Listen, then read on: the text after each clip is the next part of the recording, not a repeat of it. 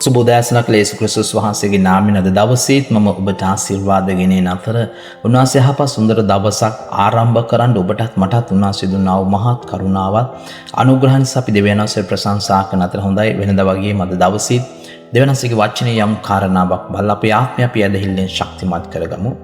හොඳයි මේ උදෑසන ඔබ සමග බෙදාචනවා නික්ම යාම පොතේ 6 වෙනි පරිච්ඡේදයේ 6 වෙනි සහ 7 වෙනි පද සුද්ධ ලියවිලි තුල මෙලෙස සඳහන් කර තිබෙනවා. එබැවින් ඊශ්‍රායෙල් පුත්‍රයන්ට කතා කොට මම යෙහෝවා වහන්සේය මිසරවරුන් තබන බරවලින් මම නුඹලා පිටතට ගෙනෙන්නෙමි. ඔවුන්ගේ වහල්කමෙන් නුඹලා නිදහස් කරන්නෙමි. දිගු කළ බාහුවකින්ද මහත් විනිශ්චය වලින්ද නුඹලා මුදන්නෙමි.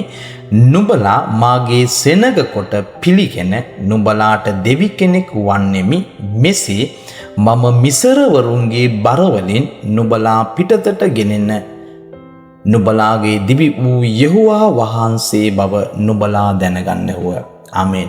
මේ උදෑසන කාලේ දෙවියන් වහන්සේගේ ආත්මන වහන්සේ ඔබගේ මගේ ආත්මයට යම් කාරණාවක් මතක් කරනවා. අපි දකිනවා නික්ම යාම පොත තුල ඊශ්‍රායෙල් සෙනග මිසරයේ වහල්ව සිටියා. ඒ වහල්ව සිටින කාලය තුල ඔවුන්ගේ පීඩාව අධික වෙද්දී ඔවුන් දෙවියන් වහන්සේට මොර ගැසුවා. දෙවියන් වහන්සේට මොර ගසද්දී දෙවියන් වහන්සේ ඔවුන්ගේ හඬ අසලා ඔවුන්ට ප්‍රකාශ වෙලා ඔවුන් මිසරයෙන් පිටතට දෙවියන් වහන්සේ ගියනවා. ඒ කාරණාව මේ ගැන ඔබට මට මතක් කරගන්න. මෙතන කියනවා මිසරවරුන් තබන බරවලින් මම නුඹලා පිටතට ගෙනෙන්නෙමි. ඔවුන්ගේ වහල් කමෙන් නුඹලා නිදහස් කරන්නෙමි. ආමේන්. මේ ස්ථානයේ කියනවා මිසරවරුන් තබන බරවලින් මම නුඹලා පිටතට ගෙනෙන්නෙමි. ඔවුන්ගේ වහල් කමින් නුඹලා මුදන්නෙමි. මේ දැසන කාලේ දෙවියන් වහන්සේ ඔබගේ මගේ ආත්මයට මේ කාරණාව තුලින් යම් කාරණාවක් මතක් කරනවා. අද දවසේ මේ පොළොව තුල ජීවත් වෙන ඔබගේ මගේ ජීවිතය පුදුමාකාර අභියෝගාත්මක කාලයන් තුල සහ පුදුමාකාර පීඩාවන් තුල ජීවිතේ ගත කරනවා. අධික වෙහෙසෙන් සහ අධික බරෙන් ඔබගේ ආත්මවල අද දවසේ පිරීලා. ඒ ආත්මවල බර නිසා ඔබට සමහර තැන්වල ඒ පීඩනයන් දරා ගන්නට බැරි තැන්වලට ඔබ ඇවිත් තිබෙනවා. නමුත් දෙවියන් වහන්සේ මේ උදෑසන කියනවා ඔබ මා සොයද්දී ඔබ මට මොර ගසද්දී මම නුඹට ප්‍රකාශ වෙන්න යනවා. ඊශ්‍රායෙල් සෙනග දෙවියන් වහන්සේට මොර ගැසුවා. ඊශ්‍රායෙල් සෙනග දෙවියන් වහන්සේ කිව්වා ස්වාමීනි අපිට අමාරුයි.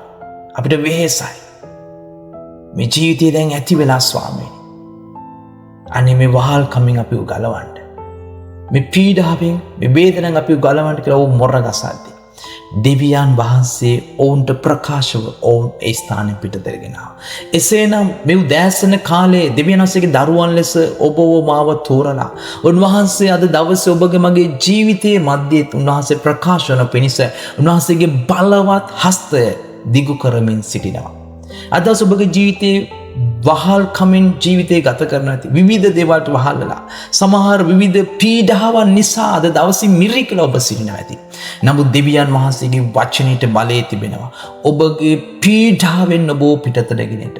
උන්වහන්සේ ඔබගේ මගේ දෙවියන් වහන්සේ. උන්වහන්සේ ඔබගේ මගේ යාම් ඊම් දකින්න දෙවියන් වහන්සේ. උන්වහන්සේ ඔබගේ මගේ හදගැස්ම අඳුනන දෙවියන් වහන්සේ. එසේනම් ඔබ දෙවියන් වහන්සේ ඉදිරියේ ඔබගේ ජීවිතයේ ඔබ තබන වෙලාවේදී උන්වහන්සේ ඔබගේ හදවත විමසන්ටන උන්වහන්සේ ඔබගේ සිත විමසන්ටන ඔබගේ පීඩාවට උන්වහන්සේ පිළිතුරක් නිදහස් කරන්නට යන. එසේනම් දෙවියන් වහන්සේගේ දරුවන් වන ඔබම දෙවියන් වහන්සේගේ අභිමුඛයේ රැඳෙමින් අපි උන්වහන්සේ ඉදිරියේ අපේ හදවත වගුරන විට උන්වහන්සේ ක්‍රියාත්මකයන්ට. නමුත් අදසේ බොහෝ කිතුණුවන් දෙවියන් වහන්සේගේ අභිමුඛයේ නෙවෙයි සිටින්නේ. දෙවියන් වහන්සේත් එක්ක නෙවෙයි කාරණා බේරගන්නේ. ඒ නිසා දවසේ ඔවුන්ට දෙවියන් වහන්සේ නොපෙනෙන ලෙස දුරින් සිටිනවා. ඔබ මොහොතක් ඔබ කල්පනා කරන්න. ඔබට මට දුන්න ජීවිතය ඒ දෙවියන් වහන්සේගේ අතේ පාලනයේ තිබෙන්නේ. එසේනම් ඔබ දෙවියන් වහන්සේ වෙතට ඔබ හැරෙන්න. ඔබ හැම උදෑසනක්ම දෙවියන් වහන්සේගේ පාමුල ඔබ රඳින්න. ඔබට කොච්චර වැඩ තිබුණත්, කොච්චර ඔබට අධිකව කාරණා තිබුණත්,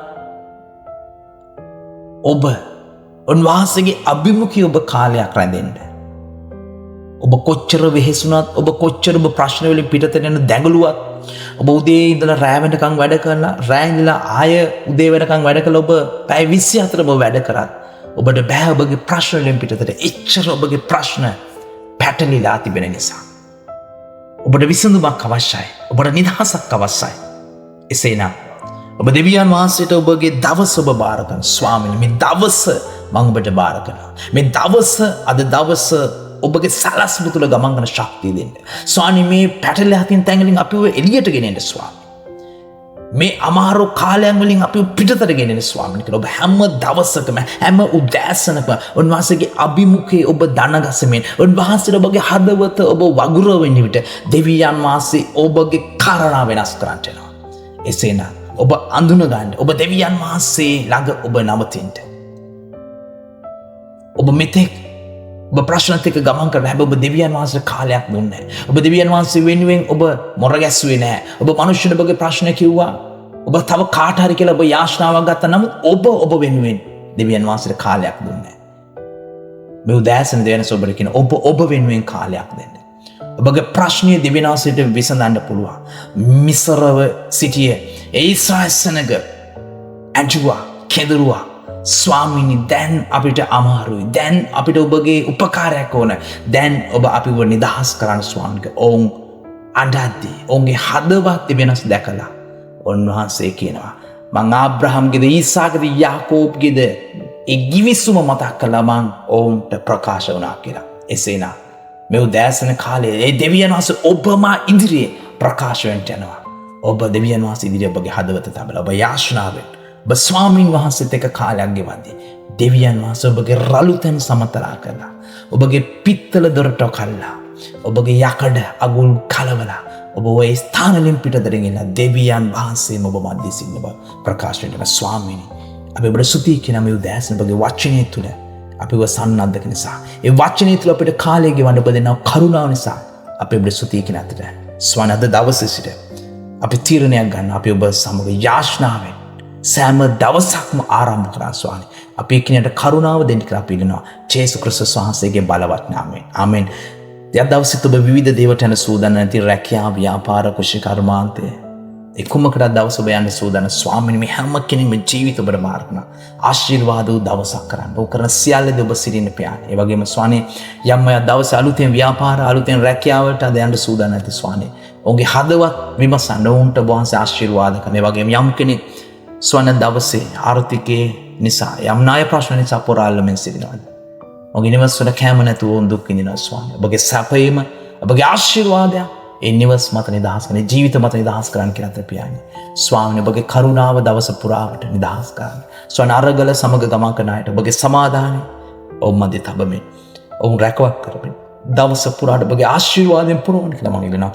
ජේසුස් ක්‍රිස්තුස් වහන්සේගේ බලවත් වූ නාමයෙන්. ආමෙන්. හැමකෙන්ටම ඔබ කැමතිනම් අපගේ සුභාරංචි සේවයට හා අනිකුත් සේවාවන් සඳහා වැපිරීමට හා උපකාර කර දෙවියන් වහන්සේගේ ආශිර්වාද ලබා ගන්න WhatsApp 074 254 63 33 යන නම්බරයකට පණිවිඩයක් එවා. ඔබත් දෙවියන් වහන්සේගේ සුභාරංචියට හවුල් උරුමකාරයෙක් වෙන්න. යේසුස් පිහිටයි.